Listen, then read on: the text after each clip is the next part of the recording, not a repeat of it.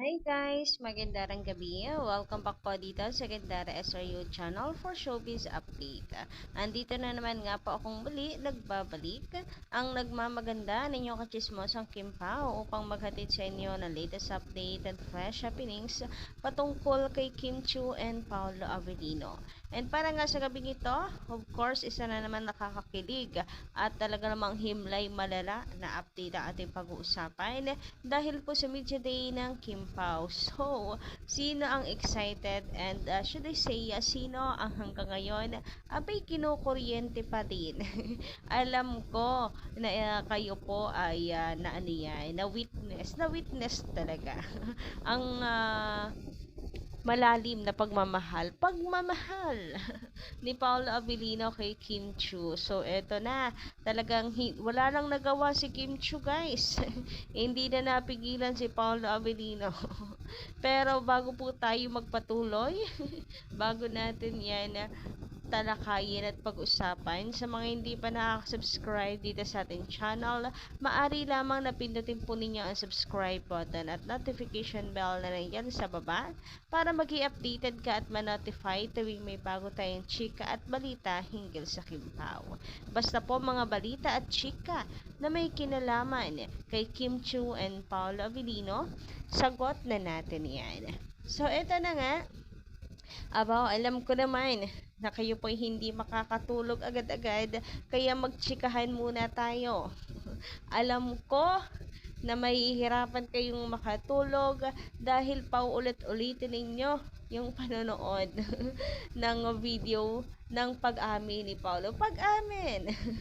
So, eto na nga. Anyway, kung tayo po'y hindi makatulog sa sobrang saya, abay, meron naman na of course, masasampal ng katotohanan, kaya paniguradong namumula ang mga pisngi sa sobrang sakit na kanilang nararamdaman. Charot! So, eto, sabi ni Madam Shirley, Madam Shirley Alulod, magandang gabi. Sampal sa mga basher sa sinabi ni Paolo na hindi daw niya akalain na kay Kim ang bagsak niya. Hay nako, kilig to the bone. Yes po, talaga naman pong tagos na tagos sa lakas po ng kuryente ng Kim Pao. Abay, grabehan, sobra po talaga nakakakilig, himlay malala talaga. So, eto na nga, grabehan si Paolo Avellino, abay wala na rin pong preno. Napakahusay pong sumugot. And of course, salute kay MJ na paamin si Paolo Avellino. Diba? Syempre, wag natin kakalimutang magpasalamat kay MJ. So, eto nga yung video. Actually, hindi ko nga alam na makakatrabaho ko si Kim. But you manifested it. I wanted to work with her. Pero, ayun, never ko talagang in-expect. Kasi parang, after a while, parang naging iba na rin yung tahak ng mga gusto kong gawin. So, hindi ko alam na kay Kim pala ang bagsak ko. Hello! Pwede hanggang doon na lang yung media con na to. Okay ba, ingat? Pero yung wala nang further question. My love will make you disappear March 26. You haven't Uy, grabihan yon. Abay, napaka naman po talaga. Grabe. Ito yung sinasabi ni MJ na hindi niya kinakailangan sa pilitang paaminin si Paolo Avellino and Kim Chiu dahil sa mga experience niya sa mga nagdaan. Of course, kapag ganyang pinagpipilitan talagang gustong paaminin si Kim and Paolo ay lalong silang hindi magsasalita at itatago. So, hayaan daw na sa kanila na mismo nanggaling. And eto na, mukhang hindi po inaasahan ni Kim Chiu yun. About gusto na pong patigilin agad-agad ni Kim ang media ko. Grabehan yan. Anyway, so, ayun na nga. Siguro nga kasi sa sobrang tagal na ng kanyang paghihintay, ayan kung saan na yung napunta yung natahak niya sa kanyang showbiz career, hindi niya akalain na aba, at matutupad pa pala yung kanya pong kahilingan at kanya pong pangarap. So eto kay Kim ang bagsak, pero ibang klase yung pagkakasabi ni Paolo Avellino, parang double meaning. At humarap pa talaga kay Kim Chiu at napaka-sweet ng pagkakasabi. Huy, grabihan, kilig to the max talaga. Sabi pa dito, yan ang tunay na lalaki. Aamin kung ano ang nararamdaman. Walang paligoy-ligoy kasi itong si Paolo, kapag na-in love at nahanap na niya ang kanyang the one, paninindigan niya yon at ipinakita niya kung gaano niya kamahal at sabihin na siya lang ang babae sa buhay niya till death do us part. Hoy, grabehan yon. Abay, ginawa naman na talagang wedding vow. Ayan, sinabi na niya sa ASAP on stage that his love to Kim is everlasting.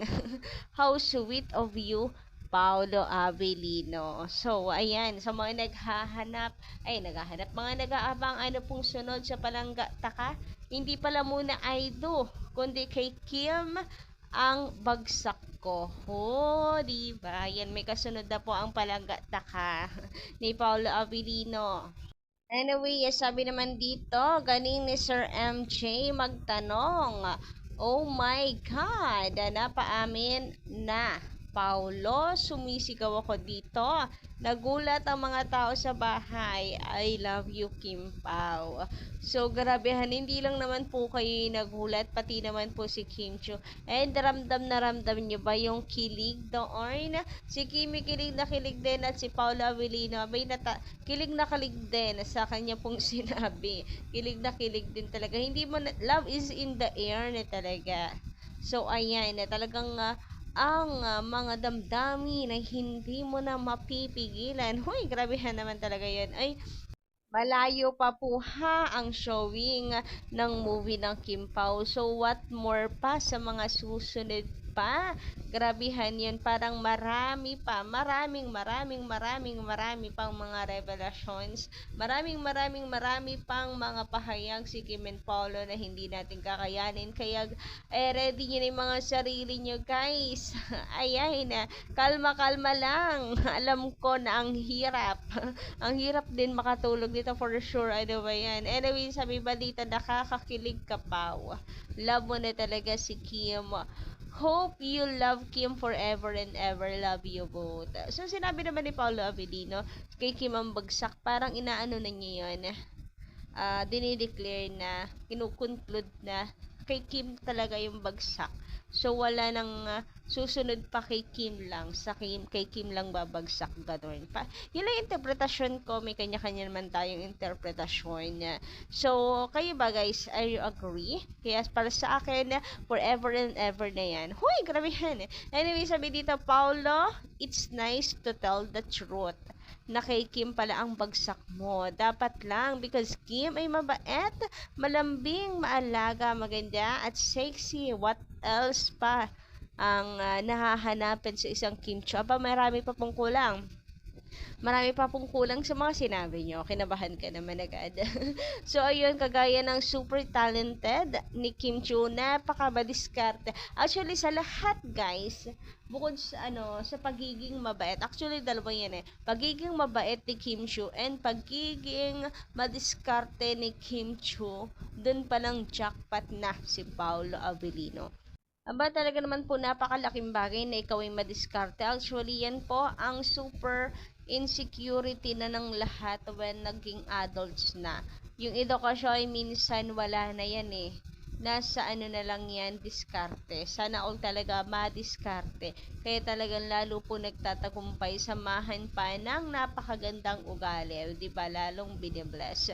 Anyway, sabi pa dito, sobrang kilig ko. Huy, grabe at naiiyak pa ako sa sobrang saya ko. Huwag kayong mag-alala, million po tayong naiiyak sa sobra pong saya. Normal lang naman po na maramdaman natin yan. Kasi, grabe, ito yung pinakamatagal lang iniintay ng ating po mga ka-Kim-Pao fans. So, hindi ko, ewan ko na lang kung maghahanap pa kayo ng iba pang, pag-amin directly. Pero, siguro naman, enough na yan. Pero, ano pa rin, get ready pa rin. Malay nyo naman, ay mas may bongga pang pasabog pala si Paula Avellino na hindi natin alam. Charot! So, grabehan yan. Anyway, sabi pa po dito, sino ba namang mag-e-expect na mahabang panahon, ilang years pa bago dumating yung dream girl mo? I'm so happy for you, Paolo. So, ito yung sinasabi ko. Sino nga ba namang mag-e-expect nun? Eh, napakatagal na pong panahon mula nung kanyang in-express, sinabi na talagang pangarap niya makatrabaho si Kim Chiu, etc., etc., etc. Di ba? Eh, ang tagal na. Pakarami ng pinagdaanan. Ayun nga, along the way, si Paolo Avellino parang nag-iiba na rin yung tinatahak, yung nagiging priorities, mga gustong mangyari, dahil parang napaka-imposible na. Pero this happens. So, ayun, kay Kim pala talaga yung bagsak niya. And basta sabi nating destiny talaga yan. Nakaguhit talaga sa kanilang mga palad na sila hindi lang pagtagpuin, kundi po itadhana. Grabehan yan. So, kayo guys, ano inyong masisay patungkol dito? Alam ko naman, napakarami nyong masasabi about this.